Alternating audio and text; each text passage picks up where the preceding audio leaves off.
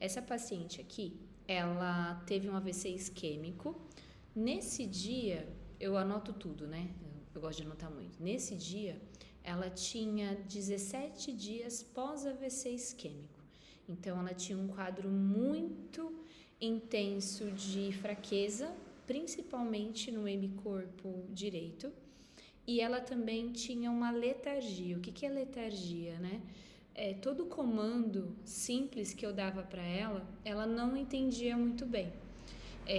Demorava esse processamento, né, do controle. Então, e era um comando super simples, levanta o joelho direito, empurra essa bola com essa perna, agora senta devagar em 3 segundos. Então, esses comandos, assim, ela tinha uma dificuldade muito grande de processar e fazer de uma forma rápida, um planejamento bom, enfim. Aqui nesse exercício, ela referia muito medo de ficar em pé. Ela falava para mim que não tinha confiança e não tinha firmeza nas pernas. Então a gente começou a fazer um trabalho ali mais funcional, é uma paciente jovem, e quanto mais a gente explorar e desafiar o paciente neurológico, melhor. A atenção dele dobra durante o exercício, tá? Estou aqui com o meu computador e a gente vai vendo junto essas questões, tá? Vou explicar aqui o posicionamento. Então aqui ela tem o andadorzinho dela que a família comprou. Eu coloquei o andador na frente dela, posicionei esse tapete antiderrapante e eu coloquei minha espuminha azul aqui, que é uma espuminha com uma densidade, não é uma densidade muito grande, mas ela gera uma estabilidade, tá? Aqui eu pedi para ela estava aqui sentada, tá? Quando eu pedi para ela ficar em pé, eu pedi para ela ficar com esse pé aqui na espuma por um motivo, tá?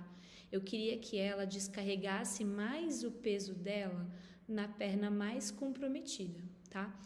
Esse trabalho eu gosto muito de fazer porque quando a gente pede, vocês já tiveram essa sensação de, olha, descarrega mais o peso para a perna do AVC e a pessoa não descarrega? Então, às vezes, ficar falando não funciona muito não, tá? Então, aqui de uma forma indireta, ela está descarregando peso sobre o lado M, tá? É natural, né? Aqui você tá vendo aqui essa elevação, ela tá com o joelhinho um pouquinho flexionado.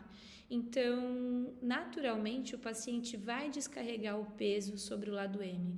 É uma estratégia muito legal que eu utilizo com vários pacientes, tá? Quando eu observo que o paciente ele não consegue, ele tem muito medo de descarregar, eu faço essa estratégia aqui e inconscientemente, acho que ele tem tanta coisa para se preocupar, que aqui é um dos males o menor, tá? Então, aqui eu fiz um enfaixamento, eu tenho uma aula de enfaixamento que eu fiz, é uma videoaula com 10 tipos de enfaixamento. Se você quiser adquirir essa aula, me manda uma mensagem por aqui mesmo, ou no Instagram, ou no WhatsApp profissional, tá? Lá tenho essa videoaula onde eu ensino detalhadamente como fazer esse tipo de enfaixamento. Aqui eu fiz o enfaixamento. Se vocês notarem aqui, eu sempre deixo essa abertura no joelho para favorecer a flexão. Se a gente enfaixa tudo, fica difícil, tá? Então, a gente precisa, nesse momento aqui, facilitar, não dificultar tanto, tá? Então, acho que esse é o posicionamento. Daqui de sentada, eu peço para ela levantar, tá bom? Peço para ela levantar e o posicionamento é essa. E antes de começar o vídeo aqui de dar play, eu vou pedir para ela colocar o joelho dela. Eu vou colocar joelho saudável, mas assim, é menos afetado o termo correto, né? Eu vou pedir para o joelho saudável encostar aqui no andador, tá? E ela fazer força para flexão e extensão. Então, esse exercício aqui, além de trabalhar a ortostase, tá trabalhando o controle seletivo de flexo e extensão de joelho, tá? Porque ela, quando anda nesse momento aqui do vídeo, ela não conseguia andar, tá? Ela não conseguia fletir e estender o joelho, tá bom?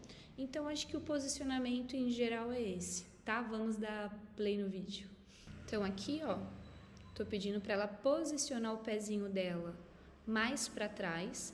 tô pedindo para ela flexionar o joelho da frente e manter essa flexão, justamente para a gente ter um controle melhor aqui, tá? Então, eu tô com a minha mão aqui fazendo essa referência. No primeiro momento, ela não conseguiu. Ela tinha muita fadiga, provavelmente por esse quadro aí de ficar mais quietinha. Foram 10 dias de internação, mas 10 dias de internação é o suficiente para diminuir um pouquinho essa força muscular, tá? Então, eu expliquei para ela de novo e falei da importância da gente trabalhar a flexão. Então, ela levantou super bem, e eu pedi para ela flexionar o joelho. Então, eu venho aqui, encosta na minha mão e estica. Encosta na minha mão e estica. De novo, ela não conseguiu. E aqui no vídeo, ela estava falando para mim, né, que, como é difícil, meu Deus, parece que eu não, é uma coisa simples e eu não estou conseguindo fazer, realmente, né? E é aquilo, pessoal, ela não consegue naturalmente descarregar o peso sobre o lado M. Então, aqui nesse exercício, a gente está dificultando muito a vida dela. E ela, de fato, está descarregando o peso sobre o lado afetado, tá bom? Mais afetado. Então, eu pedi para ela respirar, expliquei de novo a importância, pedi aqui para ela colocar o joelho, esse joelho, né, nessa base aqui do andador, para facilitar um pouquinho. E, novamente, ó, subiu. E eu pedi para ela flexionar, ó, estende e flexiona. Então, eu dei esse comando aqui para ela. E novamente, eu quis colocar esse vídeo, justamente as tentativas, para mostrar para vocês que não é um exercício muito fácil, tá? Exige treino, exige equilíbrio, exige coordenação, são muitas coisas acontecendo aqui, tá? E o nosso papel é pedir para respirar e não desistir. Lembrar para ela que o evento que ela teve ali acabou complicando um pouquinho essa parte do controle motor, tá? Ela tá respirando um pouquinho e eu acho que dessa vez ela vai conseguir melhor. Então, ela fez a força para subir, levantou, isso, forçou, aqui novamente, ó, flexionando e estendendo. Então, uma coisa importante que eu não posso esquecer de falar para vocês, é uma estratégia muito legal.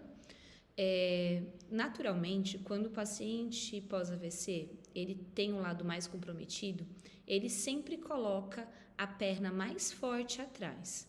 Aqui nesse exercício, a gente está trabalhando uma forma completamente inversa, tá? Se você notar, seja um dos motivos do que ela não aguenta tanto ficar em pé, né? Nesse momento aqui, quando ela vai levantar, ela está trabalhando completamente a força do membro inferior mais afetado.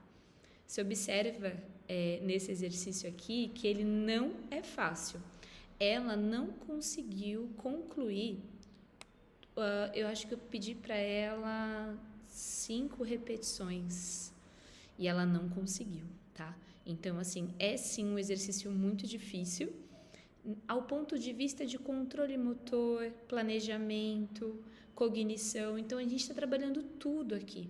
A gente está fazendo, realmente, a gente está desafiando essa paciente, tá?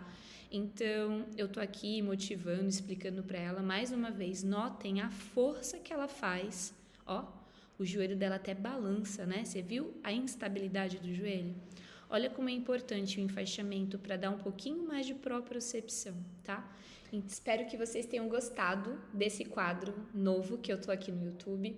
Dê like no vídeo se você gostou, se inscreve no canal, tem um sininho também com as notificações dos próximos vídeos, tá bom?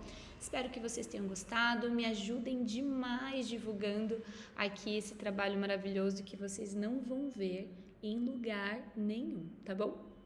Um beijo, espero que vocês tenham gostado do episódio de hoje.